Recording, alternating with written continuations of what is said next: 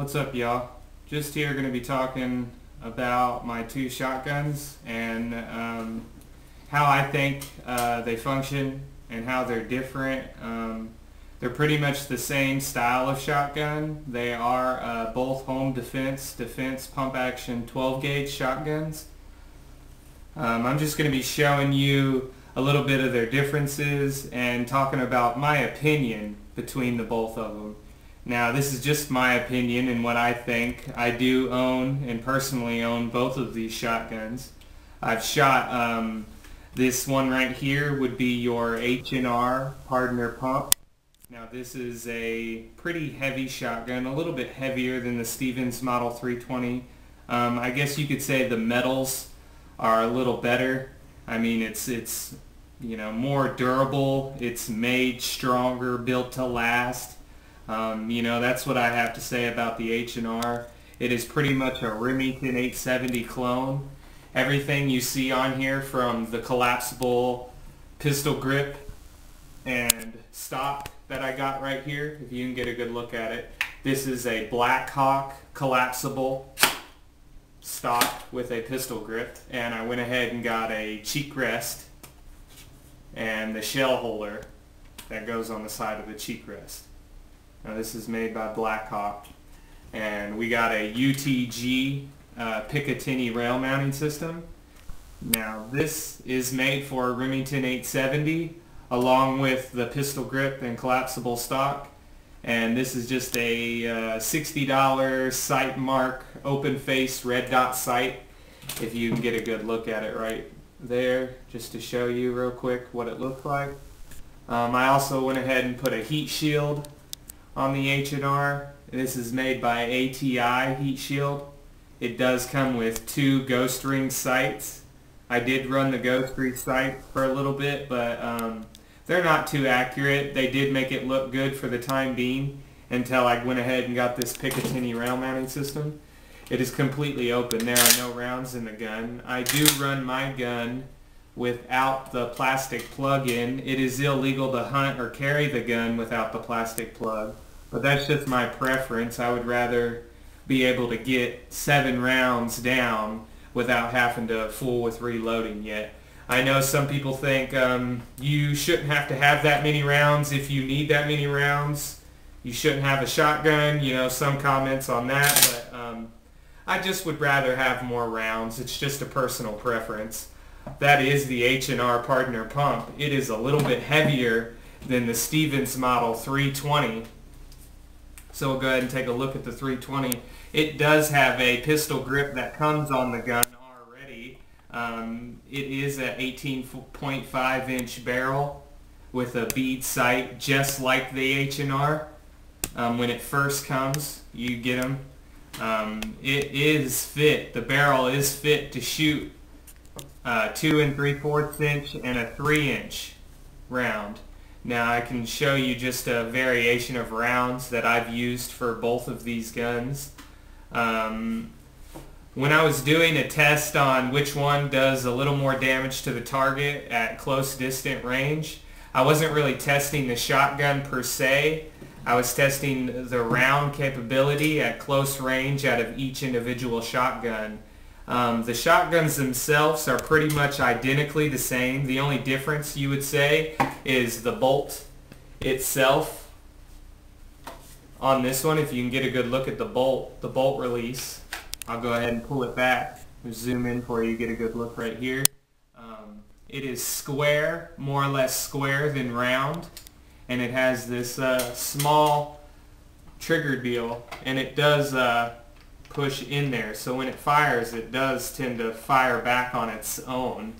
Like, I shot this gun without actually holding the grip, the forend, like this, and I just shot it with one hand, and it actually flew open and shot the empty casing out for me without having to do that. That was just one issue I had with this gun, it flying open on itself unless you were actually holding on to it. Other than that, it's a little bit lighter than the H&R, and at close range, I shot a melon. It was a cantaloupe melon, a sweet cantaloupe. The melons themselves were pretty much exactly the same. Same size, same weight, same melon pretty much. I mean, they were two different melons, but they were the same melon. So I mean, the difference between them, my Stevens model actually done a little more damage to the melon than my H&R. And I was using the same exact recoil reducing round like you see here. Now this is the AA Winchester recoil reducing, they call it the high brass or the low brass. And I would recommend using brass out of both of these shotguns if you're going to be out shooting several rounds. Now using the low recoil reducing round with birdshot, it was a 7.5 shot round. Now they're real safe to use in the house because it will not penetrate through the wall. It's just going to go in what you're shooting at a close distance. So that's the only reason why I was testing each individual shotgun. Now I did not want to give it to the Stevens model, but I had to. I had to give it to the Stevens model. At a close distance, it seemed like the grouping on the pellets was a little bit tighter, so it done a little more damage to the target I was shooting at close range. The H&R, it does not have as much of a bang to it, meaning because of the weight on the H&R, it helps on the recoil a little bit, and because I have this collapsible stock in here with a small spring, it's supposed to be a recoil reducing spring. It does help a little bit on the recoil. So my H&R partner pump actually is a little less recoil on the shoulder than the Stevens Model 320. But overall, they're both great shotguns to use. They will pretty much spit out anything you want to put in it from those cheap rounds that you can find, like the Winchester cheap rounds. You can go out and get you a box of 100 of them. You can get 100 box for about $23, $25. Now these are just 2 3/4 inch, 1200 velocity, 1/8 ounce, 7.5 shot. Now these are just the cheap universal rounds that I like to shoot out of my shotguns when I'm out just shooting a lot of rounds out at targets. But then I like these premium nitro spring clays. Now these are the same thing, 12 gauge, 2 3/4 inch with 7.5 shot. But the velocity on these is a 1300 and not a 1200. So it actually does a little more to the shoulder, and it does a little more damage to the target you're shooting at. And I also have some 3-inch buckshot and some 2 3/4 inch slugs. Now these slugs are the groove slugs. They actually have grooving in them, so they'll spin down the barrel. Now the barrels on both these shotguns are completely smooth. There are no grooving in these shotguns. They have no choke. They're completely open. What I've noticed about them, the spread on the H&R is pretty much the same every time. If you're shooting it at a target, I'll upload some videos later on just showing you the target and what it looks like and how the actual birdshot round spreads on the target at least 25 yards. You can shoot at the target at least 5 times, the same target, shoot at it 5 times with the same birdshot round. And if you try to get it roughly in the same position every time you shoot it, if you go out and look at that target, you'll realize that every single little BB hit roughly in the same spot. It's like a star pattern. It goes out like 1, 2, 3, 4, 1, 2, 3. Like it's a perfect pattern every time, I've noticed. And I've grown to appreciate my H&R partner pump. I would rather shoot the H&R versus the Stevens Model 320. But when I went out and done the test, it looked like the Stevens model done a little more damage to the target I was shooting at. I know people like to say they're exactly the same shotgun, but every gun is different regardless if it's the same gun. I can buy 2 H&Rs and one function totally different, but how can that be? It's the same exact shotgun. They're built exactly the same, but sometimes they can end up a little bit different, and you can notice the difference out of each gun. But the difference between these, the trigger is a little stiffer on the Stevens model. It's a little bit stiffer and then the H&R. The only plus side I would like to say about the Stevens model would be it's lighter. It packs a little more punch to the shoulder, meaning it's going to do a little more damage to your shoulder. To me, after you shoot them and you learn a way to shoot a shotgun, they're pretty much exactly the same to the shoulder. But if I had to choose which one does more to the shoulder, I would have to say it's the Stevens. It packs a little more punch to the shoulder. But I have not tested these. I've not tested the Stevens model with a slug at a long range. But I have tested the H&R with a slug at a long range. At about 100 yards, you're dropping about 3.5 inches with a slug out of the H&R, depending on which slug you're running. I also have the 2 3/4 inch buckshot. Now these are real good to run if you're hunting or if you just want to do a lot of damage to the target you're shooting at, using the double-aught 2 3/4 inch.